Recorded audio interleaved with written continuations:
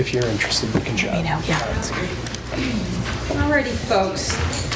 I would like to call to order the Thursday, December 8th Silver Lake Regional School Committee meeting.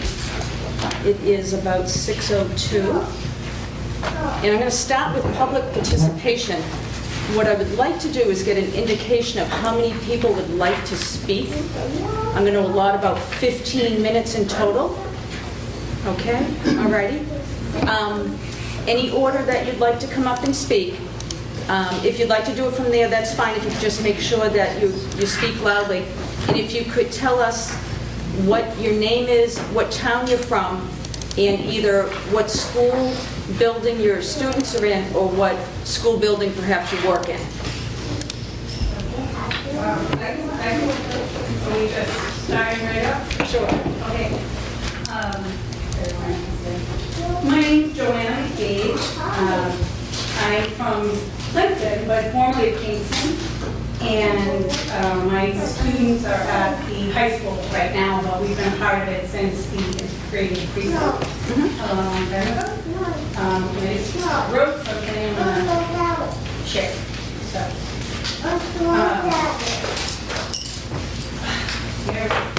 a little over a year after his autism diagnosis and directly out of early intervention services and home ABA services, my son entered the Silver Lake Regional School System, the integrated preschool, just after his 3rd birthday. My baby, I was terrified. Terrified that he wouldn't get what he needed. He wasn't even verbal at that point. And every single year, for 12 years now, leading up to his next IEP meeting, that fear creeps in, and I worry about fighting to get him what he needs to be successful during the school day. And this is where the paraprofessionals come in. This is when I met them, and I learned what they do.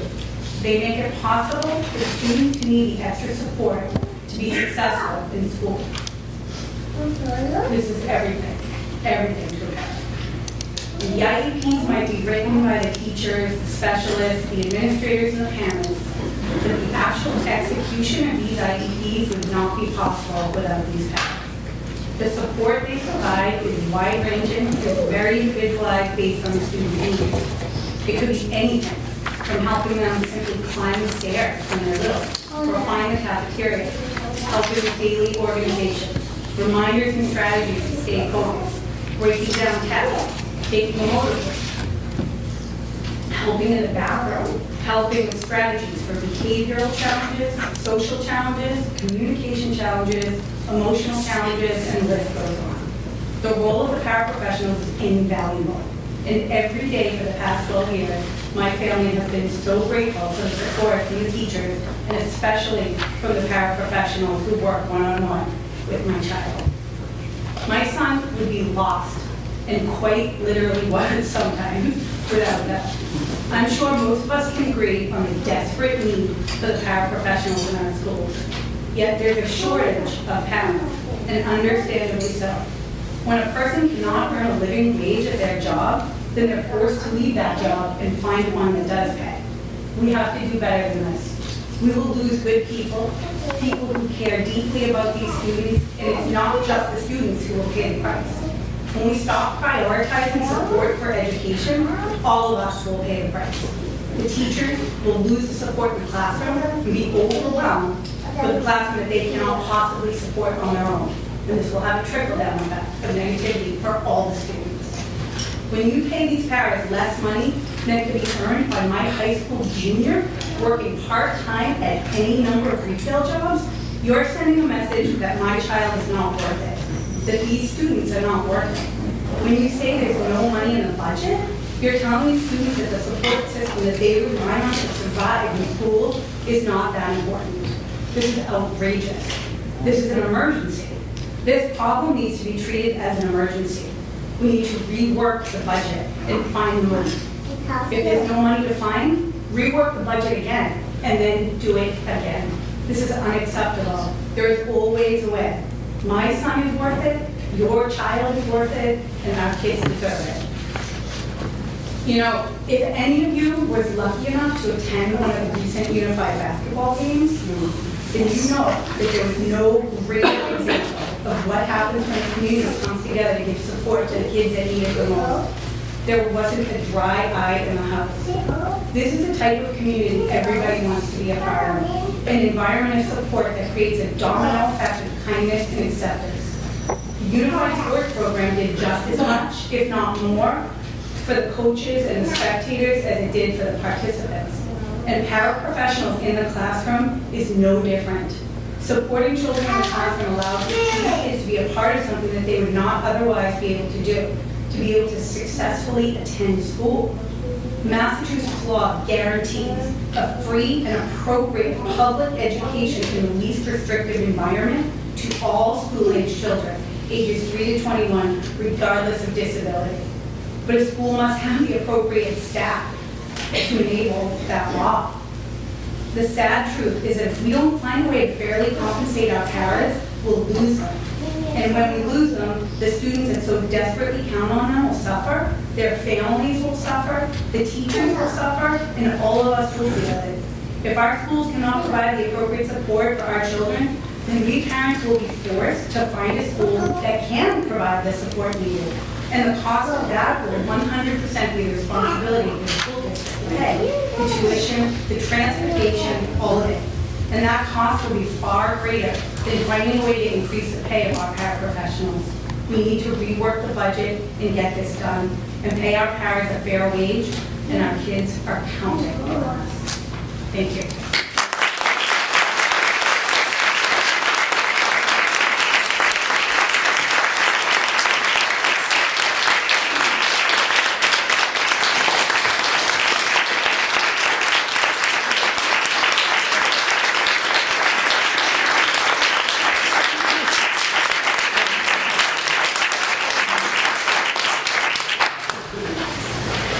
Thank you for sharing that with us, and it obviously was very detailed and very heartfelt, and I'm glad that you had a wonderful experience with the paraprofessionals and that your child has as well. I'm going to let the other folks speak in a moment. I don't want anyone to think that this committee has not tried to come up with a fair proposal for the paras. We've worked over a year trying to come up with a fair proposal, and thought that we had found one, because our last mediation session, the proposal was agreed to by the para reps and brought to ratification, and that's where it failed. So I don't want anyone to think we're not trying.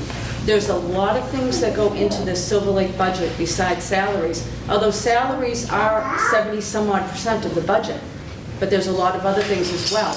It's a balancing act. And we do research to see where the salaries currently fall. So we're not making our offers in a vacuum. We're making them balanced against other similar school districts. Again, I appreciate your comments. It takes a lot of guts to come up. And you did share a wealth of information with us, so I honestly do appreciate your comments this evening. Who would like to speak next? Yeah, I'll go. So for those of you who don't know me, my name is Jess Cahill McStowe. I'm a lifelong Laker, Kingston resident, graduated class of 2000. I've been teaching for 17 years at Silver Lake. And I have 3 children in district, 2 of whom have some very unique special needs. And so what I want to first make clear is that I find that it's the parents of students who rely directly on these paraprofessional supports that are speaking up tonight. But I do want to reiterate that this is just not a decision that impacts our special education population. This is a situation that is going to impact the entire school culture, including parents of CQ1 and honors and AP students as well. And so to do this, I'm just going to give a very brief narrative about my experience. So I'm kind of in a unique position because my daughter went to this Silver Lake Middle School and was actually found out of district placement. Okay? I fought to bring her back. I think Ms. Grable can probably attest to that. It's a rare situation where parents are fighting to keep their kids in district rather than out of district. And I brought her back in the wake of the 2020 pandemic, and it was the right choice. The teachers were absolutely phenomenal in that year when there was so much uncertainty, and it was the paraprofessionals that offered so much extra support, particularly on those Wednesday half days. Teachers went above and beyond the contract. Rachel McGuire, art teacher at Silver Lake High School, invited my child to come in to find a safe space and help out to make art projects and things like that. Mrs. Shalander was there for extra support virtually and in person, and it was a phenomenal thing to see.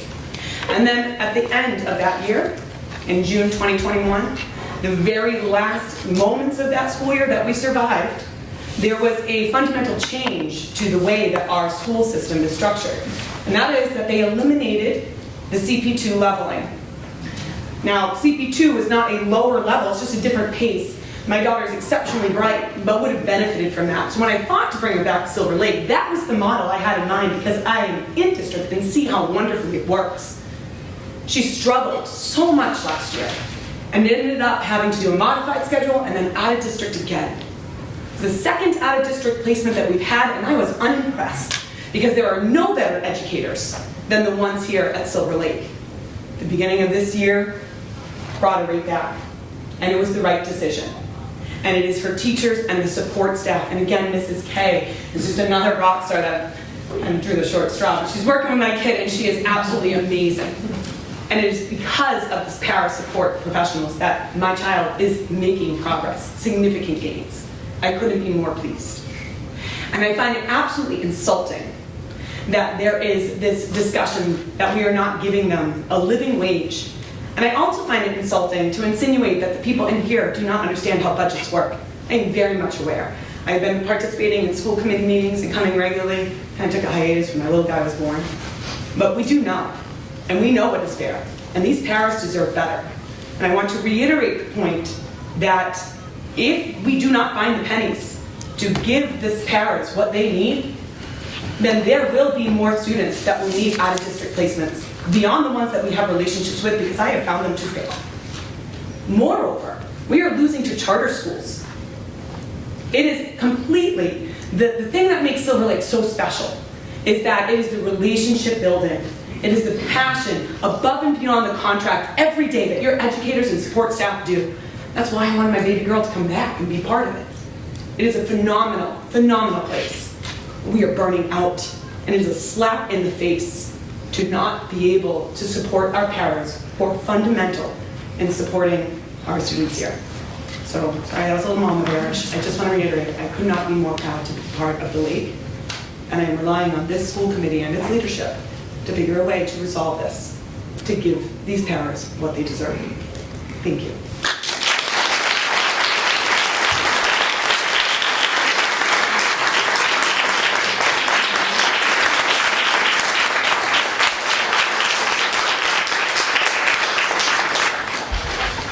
All right, I'll go next. I do have a prepared statement. I do want to address a few of the things Paula just told our parents, because I do think it's misleading. We brought an analysis to the school committee which showed conclusively that Silver Lake is underpaying our paraprofessionals compared to the local district. Paula said at one of these meetings that they would have to vet that. She insinuated later that that had been done and our information had been found to be inaccurate. I've never seen any documentation from the school committee saying our information is accurate, which leads me to conclude that, in fact, our paraprofessionals are being underpaid. If you do have information that contradicts that, I'd love to see it. I'll share it with you, Jen. Thank you. I hope it includes the health insurance, because that's a big part of it. People are leaving. We lost a lot of our paras this past year. We lost some towns like East Bridgewater, which people could come in the door making significantly higher wages. So even if we may be the average, and we don't think we are, it doesn't change the fact that paras can go to other districts today and get paid more on day one. So the concerns that the parents are sharing are real. And this committee can say that you've done analysis that says it's not, but frankly, that's a lie. And even if the average, like I said, is equivalent, and I don't think it is, we're losing people. Hey, John, I'm going to interrupt you for a second. There's one thing I don't do. I don't lie.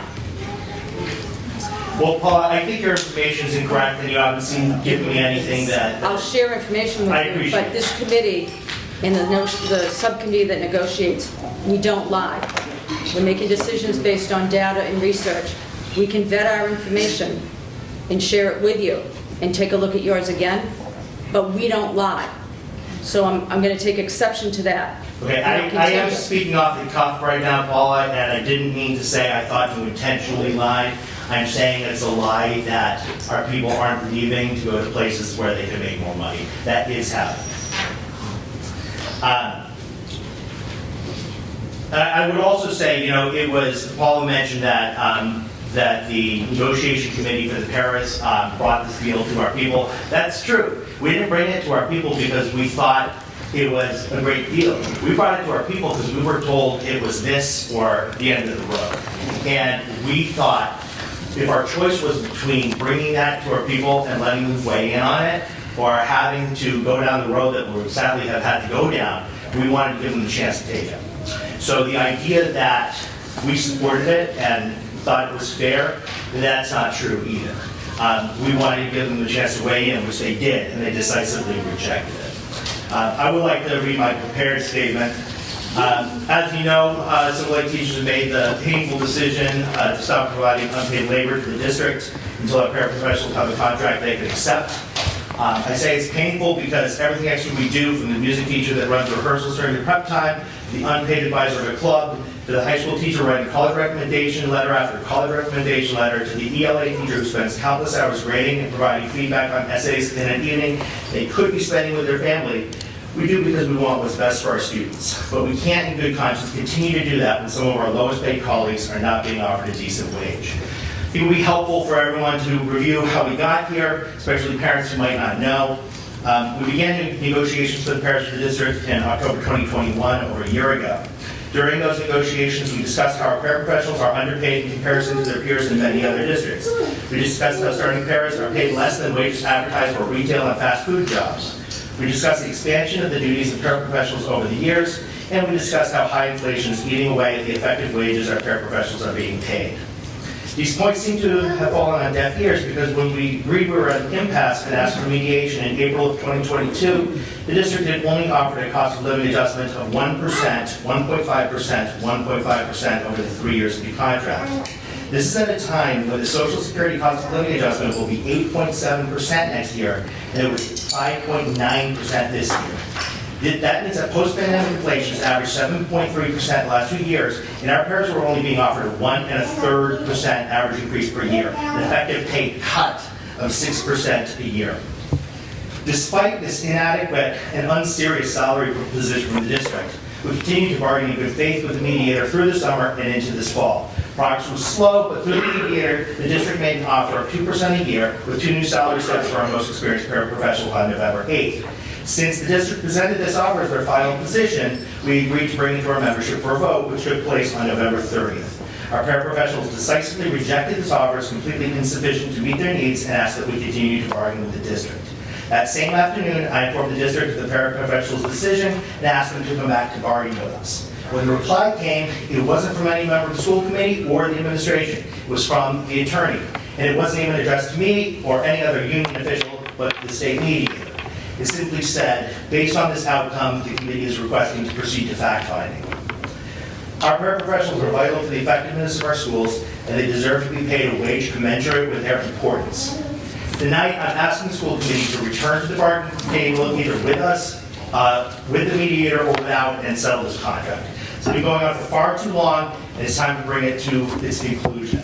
We don't need to go to fact-finding, and if this committee chooses to do so, I think that you're turning your backs on our paraprofessionals that deserve better and are some of the hardest working and lowest paid employees here.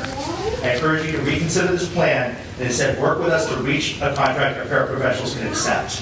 And the teachers are committed to standing with our paraprofessionals for as long as it takes for that to happen. Thank you.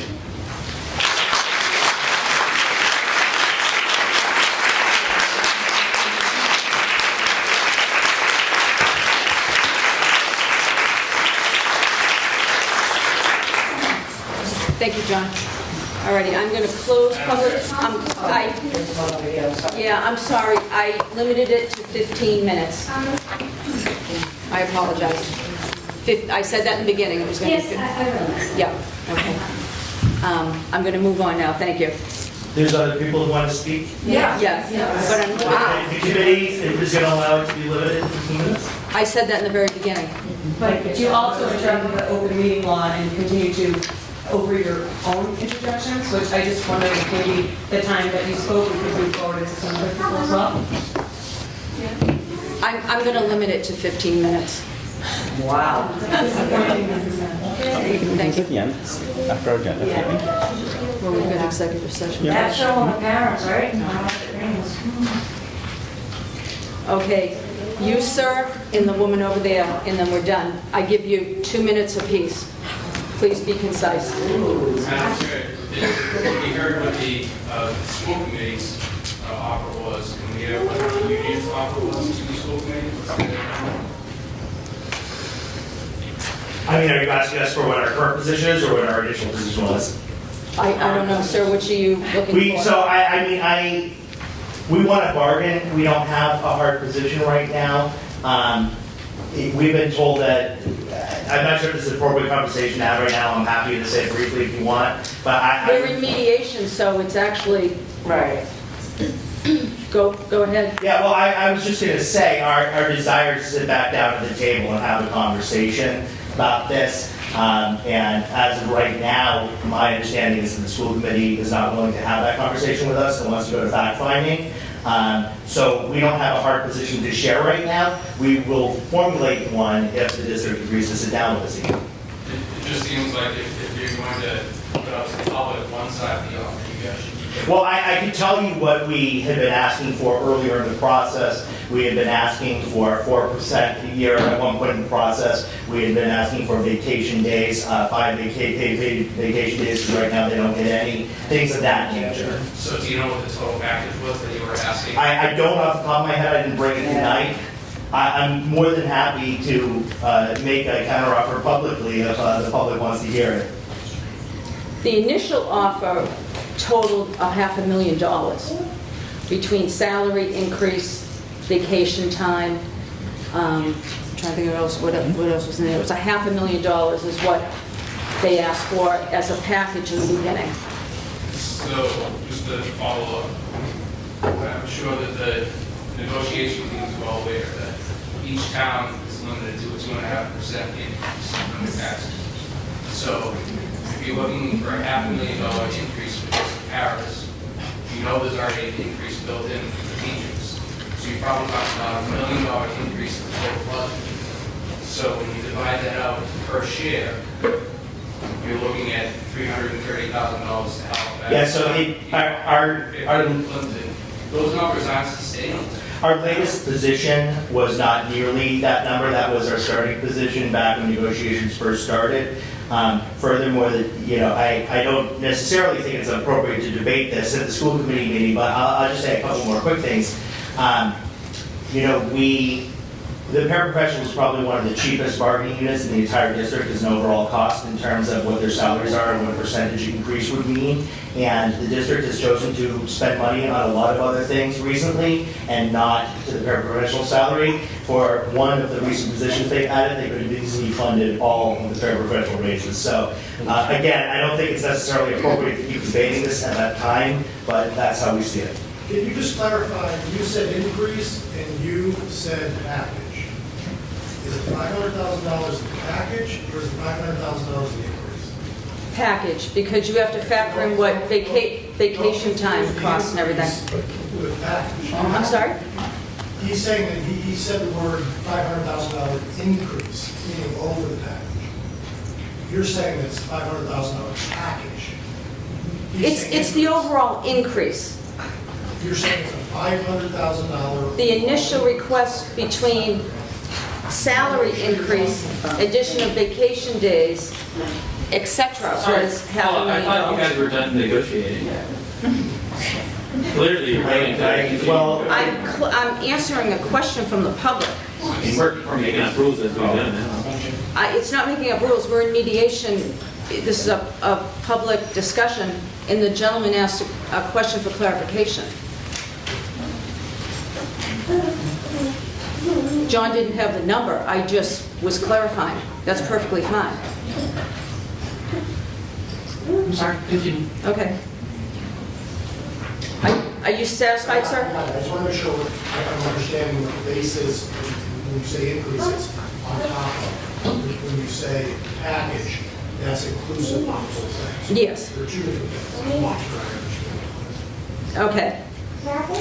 There was one more person who wanted to speak, and then I'm going to close public participation.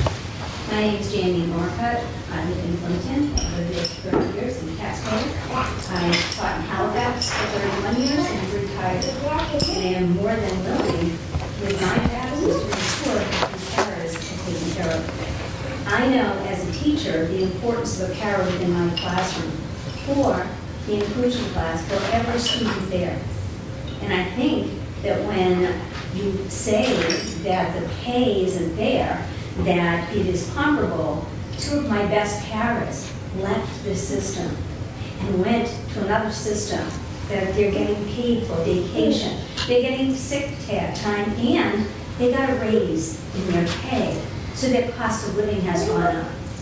You're going to lose good people. Many of your paras are teachers, have degrees, bachelor's degrees, and you're paying them the same pay as a child that can go work in McDonald's, and I am appalled by it. I never speak at meetings. This is so out of my wheelhouse, but I'm so hurt by the school committee from a system that my kids went through, from a system my kids work in, to see that we don't take care of our paras. It's shameful. Thank you.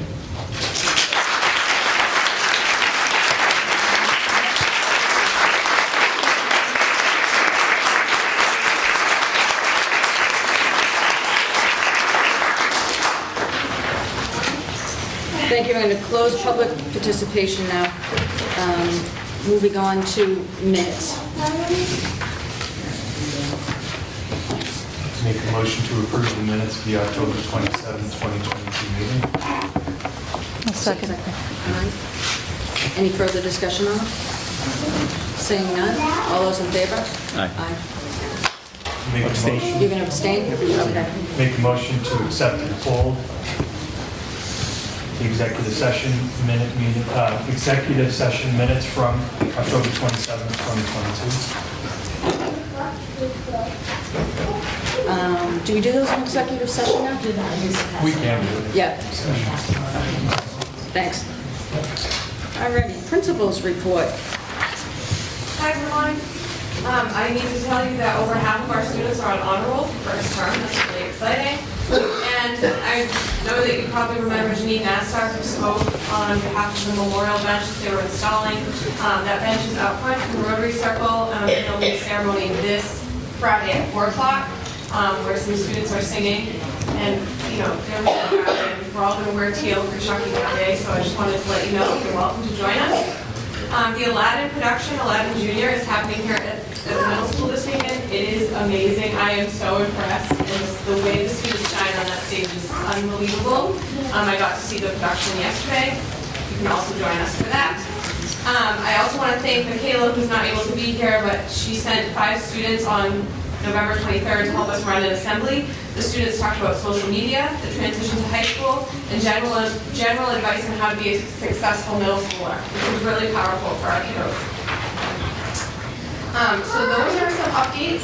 And then I also, in your folder, put a bunch of surplus items. Some items have already been requested at the high school, so I've sent these items around to all the other schools to see if they want them. But it seems like there are items from the last high school that was around 20 years ago that still are lingering in the school, so I'm just trying to clean up and get into closets to actually walk through the door. So approving that surplus request would be helpful for me, and then I can move on to Michaela's items. Okay. Make a motion to allow the dispersal of the surplus materials. I'll second. Okay. Any further discussion? Okay. Seeing none, all those in favor? Aye. Thank you. Thanks so much. There's a list of titles in the drive that were donated to the Silver Lake High School, donated by the Kingston Public Library. And then there was also a picture of the 1965 boys Silver Lake basketball team that was previously hung on the walls of the 99 pub in Marshfield. That's donated from Nancy McCarthy.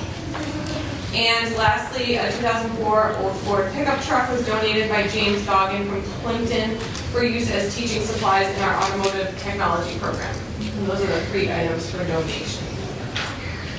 Do we need a motion to? Yeah. I'll make a motion to accept the items for donation. Second?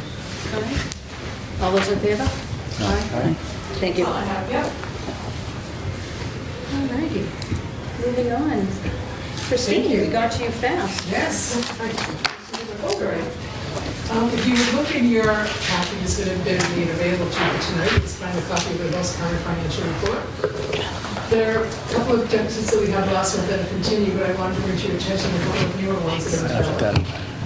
On page 4 of the detail, you see a deficit under contracted services for athletics, and that's for the athletic trainer.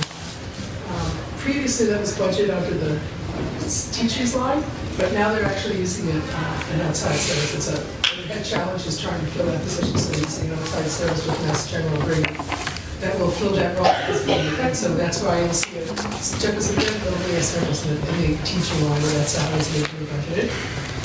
And then on page 6, under psychological contracted services, we're into the same situation as a deficit there because we're paying for services for a position that we're not yet able to fill. So there will be a surplus in one area and a deficit in another area. Other than that, there's nothing else new on the financial for this month. And keep in mind, this is a work in progress, depending on what happens. And if you have any questions, please let me know. Okay, thank you, Christine. Motion to approve Christine's financial report. Second. Second, any further questions, comments? All those in favor? Aye. Thank you. All righty, Assistant Superintendent. Thank you.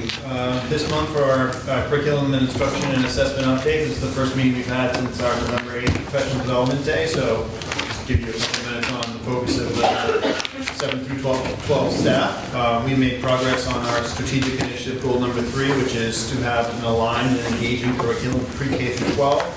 So on November 8th, staff met by department to have collaborative time to design curriculum units using EduPlanet 21, which is our recently adopted curriculum mapping software. There are 4 professional development days in the course of a school year, so to be able to have one day for staff to collaborate together and think about designing curriculum units is very important, so we appreciate all the effort of our curriculum coordinators and our teachers to be able to make progress toward that end. Just a reminder about understanding by design. It's a curriculum design framework that has teachers to consider essential questions, enduring understanding, key skills, and takeaways, and then design assessments that would allow students to demonstrate those capacities, all of which are most importantly aligned to the MASS frameworks. So our coordinators reported that considerable progress had been made, and with the more recent adoption of some of the frameworks, like the World Language Framework was adopted in 2021, the Arts Framework in 2019, some of our departments have more work to do to align them with the state standards, but all in all, I feel like we're making considerable progress toward our strategic objective, and we're very appreciative of the time and effort that people put in on November 8th to make that happen. So that's just a brief update on curriculum, instruction, and assessment since our last professional development day. Any questions for Ryan? No? All right. Thank you. Superintendent. The first item is that there has been a change to Mass General Law, Chapter 71, 37H and 3/4, and that relates to the suspension of students for infractions. And this change requires additional steps to be taken in order for that type of discipline to be lawful. So the changes require school districts to regularly implement alternative remedies such as mediation, conflict resolution, restorative justice, and/or collaborative problem solving prior to suspension, and for schools to document the use of such alternative remedies. So on December 1st, our administrative team, our principals and assistant principals participated in the legal training with regards to primarily Chapter 37H and 3/4 of the changes, but other disciplinary questions and trainings and updates that all building administrators should be aware of. I would also like to note that these additional requirements do not apply to Mass General Law, Chapter 7137H for infractions involving assault of staff, possession of weapons, or possession, distribution of controlled substances. These additional requirements also do not apply to Mass General Law, Chapter 7137H and half, related to felony charges and convictions. The second item, I know that we Can I speak to that item, Jill, before you move on? So I was part of the crafting of that legislation. That was actually a resolution from MASC back in 2021. It was to try and stem the school-to-prison pipeline because a lot of zero-tolerance policies that were enacted in the 1990s were suspending kids for nonviolent infractions, non-drug-related infractions. And the more often a child becomes suspended from school, the higher likelihood that they're going to become court-involved, and the larger portion that they might become incarcerated at some point in their life. So I do apologize to the administrators of Massachusetts that have to deal with these new regulations, but hopefully, if it can help change the life trajectory of a single student, I think it was well worth the legislation. Apologize for the extra paperwork, but I'm glad to see that it passed. Can you answer the question? Sure. What is restorative justice? Restorative justice is some of the easiest ways is maybe to give some examples, but for example, it allows the student to make amends or to address the issue in a way other than suspension. So if you talk about younger students, for example, if a child has said unkind things, perhaps they're meeting with someone and talking with someone about how they could avoid that behavior in the future, and then perhaps issue an apology and take steps to repair their relationship with another student if they had said unkind things. Restorative justice can take many different forms. So it could be if you've made a mess in the cafeteria, maybe you're cleaning that mess up.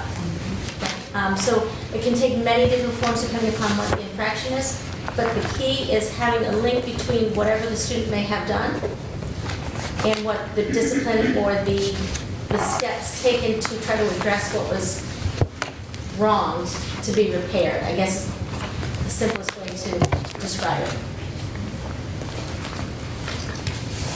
Was that helpful?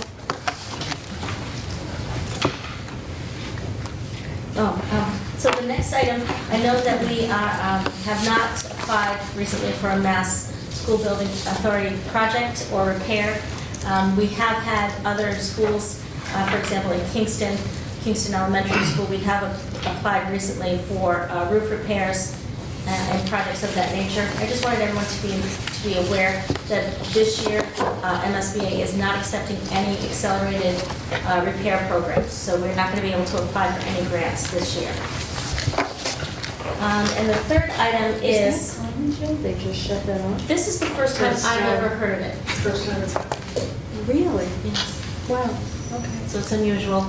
I think part might be need and part might be some of the issues we're running into with supply chain and the ability to obtain accurate codes and things of that nature. I think it's unusual. Yeah.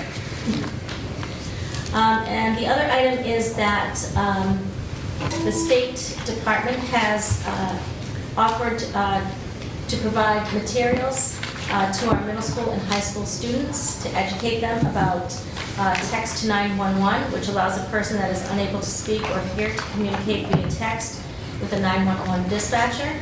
And the second is silent call procedure, which allows a person that is unable to speak to call 911 when the call is answered by the dispatcher to press the following digits on their phone, which I'm not going to read, so that the dispatcher can immediately send help. The two features are designed to help our schools and provide additional safety measures, and both Principal Gill and Principal Collette will be sharing that information with students and families. They have recently responded to us and sent us some educational materials for us to share with our community. We just wanted you to know where that information was coming from and the program from the state. And that is it for this evening. Unless there's any other questions, I'm happy to try to answer them. Any update at all on the... Oh, yes, I have that. I'm sorry, I need to pull it up. So our high school currently has 2 students, and our middle school currently has 3 new students. Thank you, I'm sorry. We were contacted by Anne-Marie Stronach from the Department of Elementary and Secondary Education. She says that we may become eligible for a grant for up to $1,000 per student related to the migrant homeless students in Kingston. So right now, we currently have 5 students enrolled. I have not seen the grant invitation yet. As soon as I do, I assume it's going to be a relatively easy grant process, more of a, not a competitive grant, but an entitlement grant. And as soon as that information reaches us, we will also be sharing that with you. Thank you for the reminder. Sadly, it shouldn't be a grant. The money should just follow where the students were brought into, the communities the students were brought into. There shouldn't be any application process, any heavy lifting or light lifting on our shoulders. So I'm disappointed that it's working that way. That happens with every mid-year transfer, even if they're not migrants. You know, we cut off the payment, and then if we get one in March or February from Foxborough or Boston or wherever, it's the same thing. No money comes. Yeah, I just, with this was such a big program. Yeah, no. You know, you would think the state would. It works to our favor if someone leaves, though, too. Yeah. Right? We don't have to shove money out the door. So hopefully it's a wash on a calendar year or school year. Yeah. But this is different, you're right. Yeah. Okay, thank you. Quick question on that. What's the average cost per student? What is the cost to have 2 students to educate a student? Way more than $1,000. On average, it's about $12,000 around this area, give or take, ballpark number. Yeah. Now, this might be different if there's additional needs. This one could be different if they come in with additional needs. Yeah, it's not going to be less. Yeah. That information's out on the DESE website for every town, every district. So if you're that curious, the numbers are out there. Well, no, Yeah. $1,000. None of the scale $1,000 cost. No. It's de minimis, really. Okay, moving on. New business? We have none under the agenda tonight. Old business? None. Reports of special committees. SLEA. Can I just make a quick clarification on the record? It was not my intent to suggest that the school committee is deliberately lying to anyone, so I apologize if that's how it came off. Like I said, I was speaking off the cuff. I do think that some of the, if you believe that what we're being paid is basically the average, I do think that's incorrect, but I wanted it to be clear that I don't believe that the committee's trying to mislead anyone, so I apologize if it came off that way. Okay, I appreciate that, John. Okay, administrative review. Going to be reaching out to Jill to coordinate a late January meeting for her formative evaluation as part of the superintendent's evaluation process. And that is an informal discussion just to see where we are with goals and to see if we need to do any mid-course adjustment before we get to the summative evaluation in the spring. Very good, thank you. CTE. Okay, we met 3 weeks ago, and there is a success with a co-op program. This is a program where students can work outside. We currently have 22 students. Our carpentry program, I would like to mention what our students built. They built a children's room bookcases for Plimpton Library. They built trail kiosks for Kingston Conservation Department. They built picnic tables and storage building for Pottle Street, Kingston Recreation Department. Kingston Garden Club received sandwich boards for advertisement, and we built Pembroke Library storage box and picnic table. So I'm always very happy to see things like this when our students create and build the stuff. Facility and equipment update. We will need to update ductwork, motor and ventilation in welding. And also I would like to make a motion to auction of a CNC machine in the carpentry department.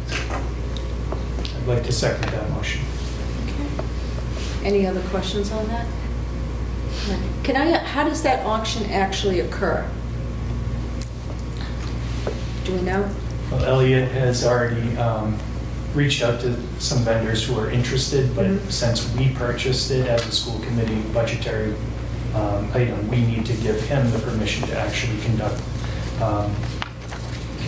this auction. It's a piece of machinery that is so antiquated at this point, currently needs repairs that have to be like sent over from Italy.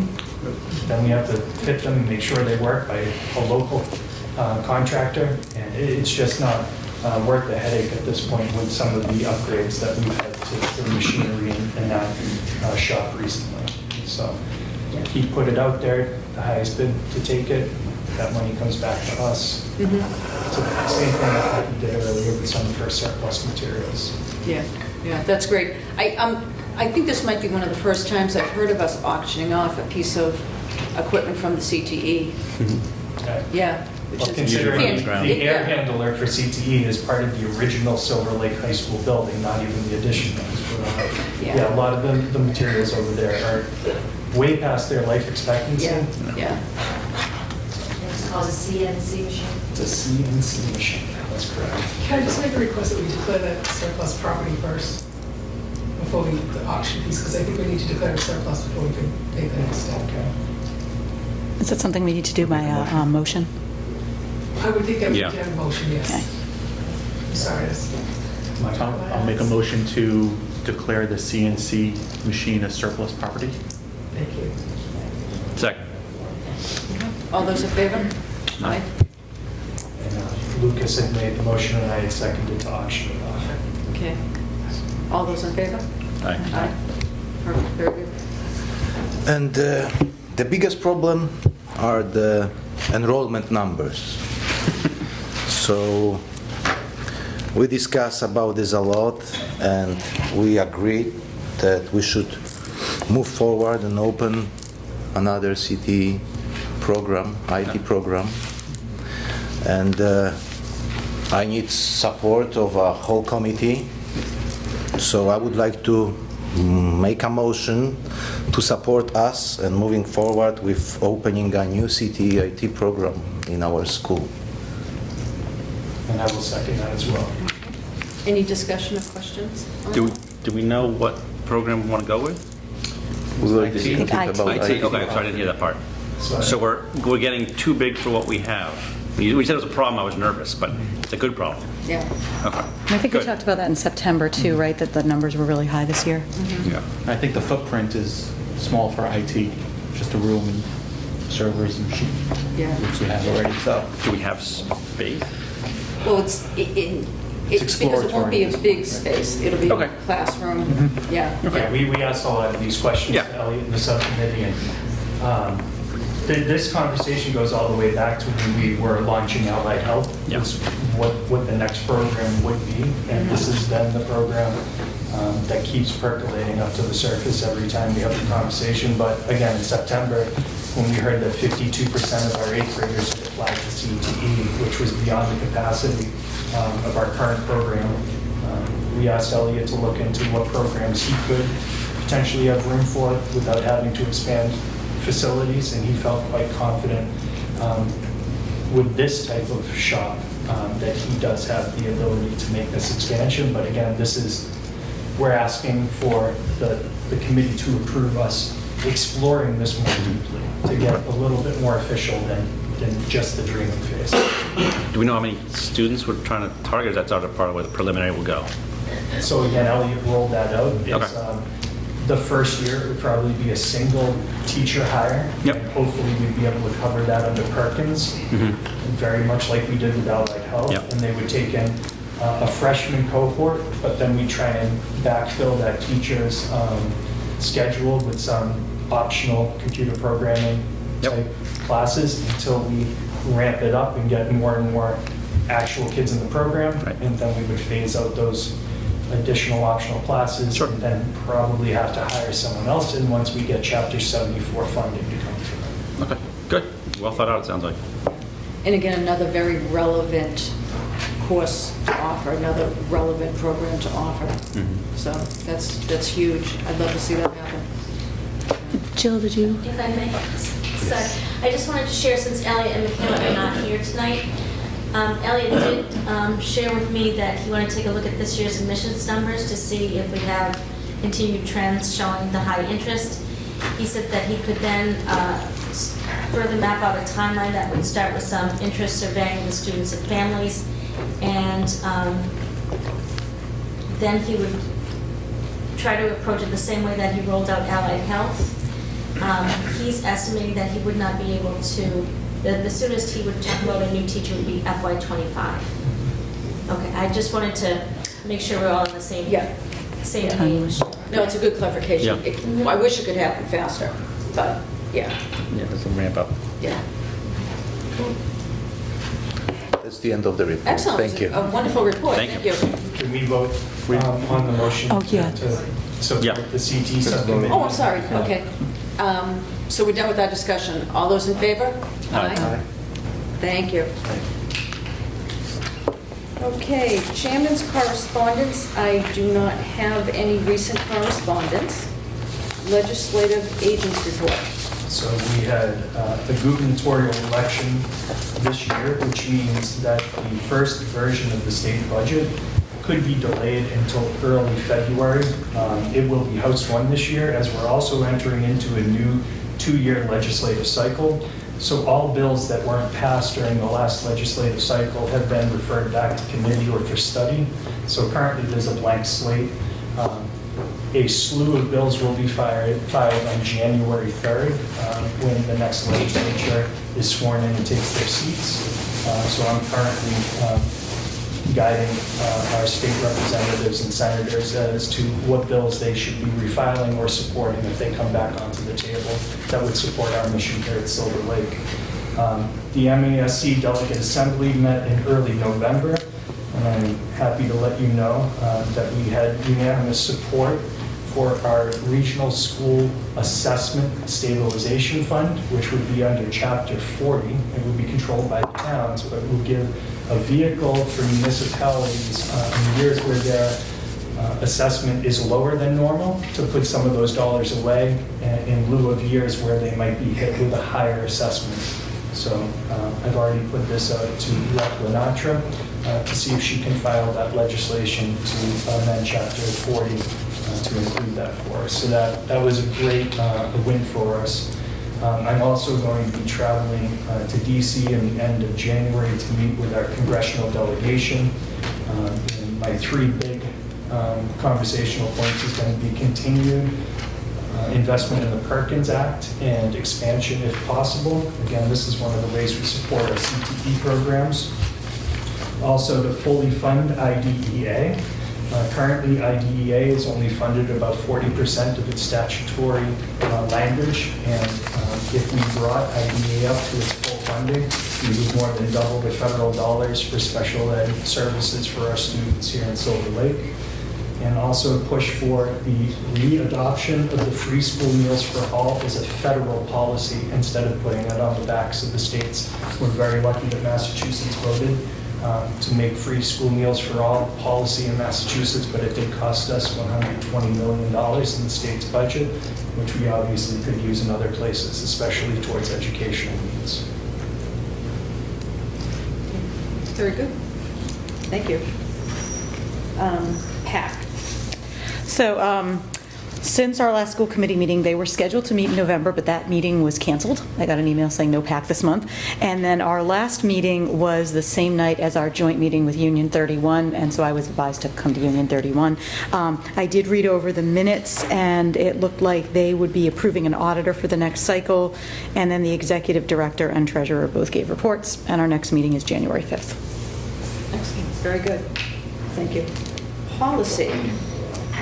Policy, we're probably going to have a meeting early next year to cover a couple of policies, some that we have from our end, some that have come up from some of our school committee members from the 4 different committees, and just investigate some language and see if we can come to any consensus. Okay, great, thank you. Revolving accounts, no meeting. Safer. So, we had a successful Tri-Town meeting. Thank you for those of you who were able to attend. We went over the capital plan for next year, which is something that we need to discuss as a larger body. Because currently, our capital plan for FY24 is at $1.5 million. And typically, our capital plan over the past 8 years or so has hovered somewhere between $500,000 and $800,000 per year. A large portion of our capital plan is still looking at the building envelope study that we had done about 8 years ago, which showed that we had massive water infiltration in our building. We've remediated a significant portion of that to the point that we've saved the roofs on the 2 buildings and got them both back under warranty. We do have money in this also for high school HVAC units. And these are big pieces of machinery. They each cost about $150,000. So right there between the roofs and these 2 HVAC pieces of equipment, you can see that we're already at $500,000. And that's just in straight facilities, not talking about grounds or any of our sports needs. We are looking at putting potentially $250,000 towards opening a true conversation about turf fields and potentially even an athletic complex here at Silver Lake. The $250,000, again, is just to conduct some of that investigation, to do some site work, to do some surveying. The actual project itself will be in the millions of dollars. We're hoping that we will have information about how Silver Lake and the 3 communities want to proceed with turf fields and or complex by the time the debt falls off of our building projects. So it wouldn't have a tremendous impact on the taxpayers of our 3 towns. So, Madam Chair, I know that we have other business to attend to, but I would appreciate a little bit of direction of how you would like us to approach this $1.5 million. Would you like the subcommittee to try and pare it down and present a smaller number to the larger committee? Or would you like to have a discussion at our next school committee meeting and pare this down at that point? I don't know if you have a preference or not. I think it's helpful for us to vet it as a larger group so that we're all familiar with all of the items in quite a bit of detail and vet it as a team. If you think that would be, I think we could manage it. Okay. I just didn't want to do that to you tonight because I mean we had a lot on the schedule. But right. We would have to do it by the next meeting Yeah. in order to have the numbers that we can put into the larger budget. Because another thing we're losing this year is our ability to pay fully for this potentially out of E&D. We need to consider the fund that we established last year for capital expenses for Silver Lake. So we need to have a pretty good idea of where we're going to be with that number so we can communicate with the 3 towns. Yeah, I agree if I could. I agree we should have it at the whole committee level because there are some sacrifices, I think, and it's 1.5. It's not, trimming at the margins. Yeah, we can make, like 2 years ago we had tennis courts, we had 10 grand and extend it 1 year. I don't know if we have quite those simple decisions this time. Right. So why don't we make sure we have it on the agenda for the next meeting, give it the time that we're going to need to dedicate to it. In that way, it's more transparent as well. A broader audience is hearing it as well. So, all right. Excellent. Thank you.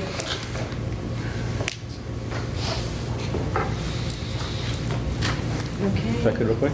Within the safer conversation, if we have time next time, I don't know what the agenda looks like, could we put the admin building back up to the whole committee? And we should have a conversation about that. That's Yeah. still out there. Yeah. All right. School start times. I think that's Emily. Yeah, yeah. Treasurer's report. I will take care of that this evening. Thank you.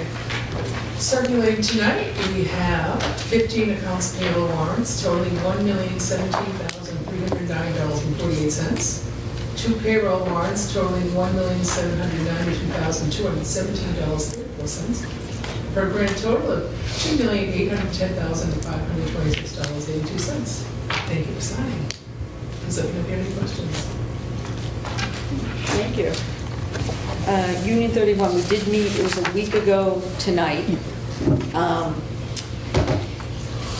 Marie gave a wonderful special education presentation, and we got a lot of detail from the technology presentation, which I thought was, it was very detailed as usual, but I really appreciated the fact that Dave mentioned that the team is really solid, that he's very happy with the team, and he detailed his needs and what he sees for us going forward really, really well. So in particular, I thought that was, a very outstanding part of the meeting.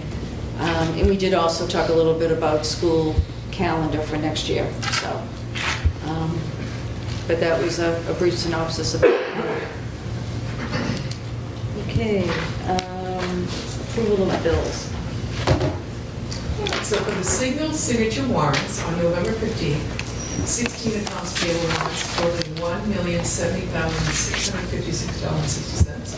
2 student activity warrants totaling $19,093.33. And 1 payroll warrant totaling $996,423.99, for a grand total of $2,086,173.92. Were electronically sent to the superintendent Jill Bruce, school committee chair Paul Hatch, as well as Jason Frazier and Lucas Kowalski. And they were all electronically signed and all returned. Thank you very much. Thank you.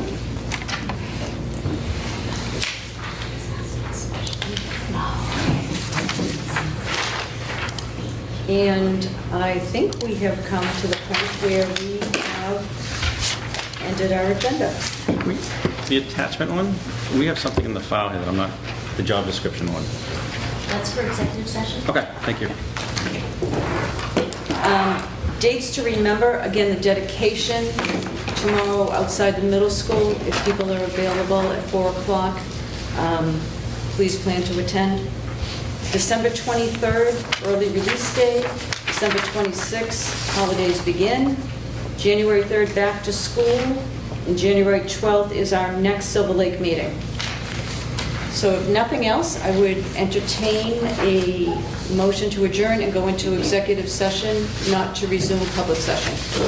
I make a motion to enter into executive session, not to return to regular, for the purposes of or under Chapter 38, Section 21A3, discuss strategy with respect to collective bargaining if an open meeting may have a detrimental effect on the bargaining position of the public body, and the chair so declares. Teachers and paraprofessionals. To MGL, Chapter 30A, Section 21A7, to comply with or act under the authority of any given general or specific law for the approval of the executive session minutes from October 27, 2022. Second. Okay. I'll do a roll call. Jason? Yes. Michael? Yes. Lucas? Yes. Amy? Yes. Chris? Yes. And myself is a yes. All right, folks, thank you.